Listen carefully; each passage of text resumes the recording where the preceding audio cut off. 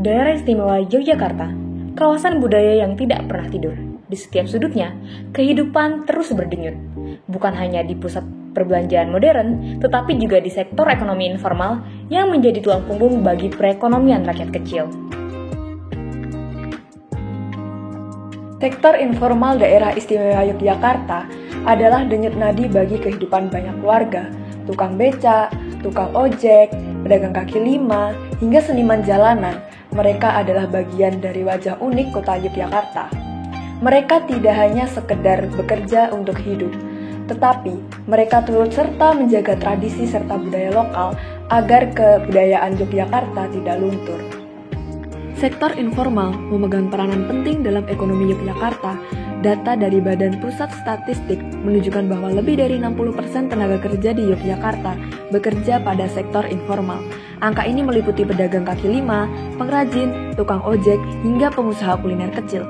Dengan kontribusi yang signifikan terhadap PDB daerah, sektor informal menjadi bagian tak terpisahkan dari roda perekonomian Yogyakarta. Namun, sektor informal juga dihadapkan pada berbagai tantangan. Mulai dari akses yang terbatas terhadap fasilitas publik, kesenjangan legalitas, hingga rendahnya perlindungan sosial bagi para pelaku usaha. Meskipun demikian, ketangguhan mereka dalam beradaptasi dan bertahan menjadi cermin semangat masyarakat Yogyakarta. Di sekitar Gedung Geraha Sabah Pramana atau GSP UGM, sektor informal tumbuh subur. Kawasan ini menjadi pusat aktivitas kuliner, terutama karena posisinya yang strategis di dekat kampus. Mahasiswa, staf kampus, hingga warga lokal bergantung pada keberadaan usaha-usaha kecil seperti angkringan, warung makan, hingga pedagang camilan kaki lima untuk memenuhi kebutuhan mereka. Beragam kuliner tradisional hingga makanan cepat saji hadir di sini dengan harga yang terjangkau. Tidak hanya mengisi perut, kehadiran usaha kuliner ini juga menjadi tempat berkumpul, berdiskusi, dan berbagi cerita bagi para pengunjungnya.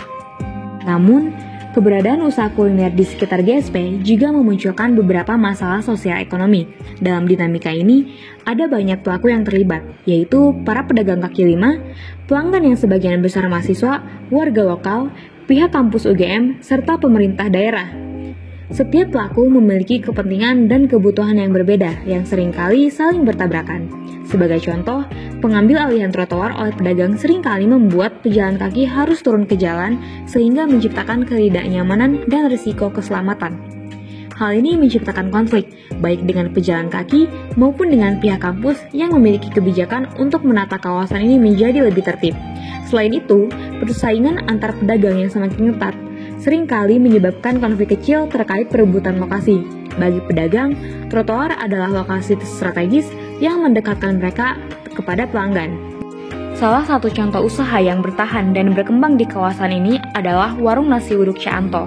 Berdiri sejak tahun 1997, warung ini telah menjadi saksi perubahan Yogyakarta. Awalnya, warung ini berdiri di Kopang UGM yang sekarang menjadi tempat berdirinya GIK.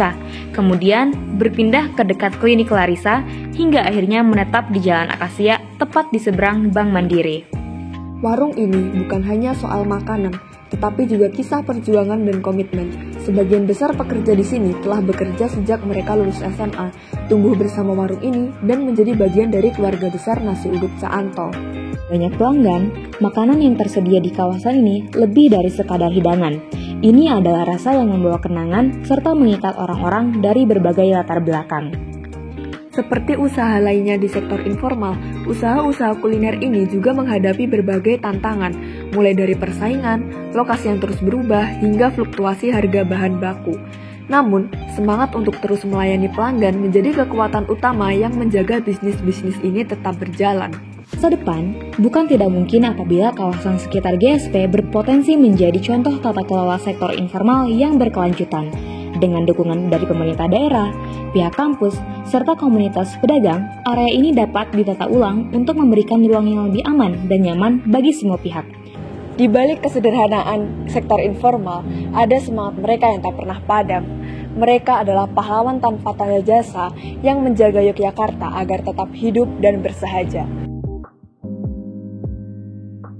Yogyakarta bukan hanya tentang destinasi wisata maupun budayanya, melainkan masyarakat yang tinggal di dalamnya. Mereka yang terus berjuang, menginspirasi, dan memberi warna untuk kehidupan. Itulah sektor informal Yogyakarta yang mencerminkan kehangatan jiwa.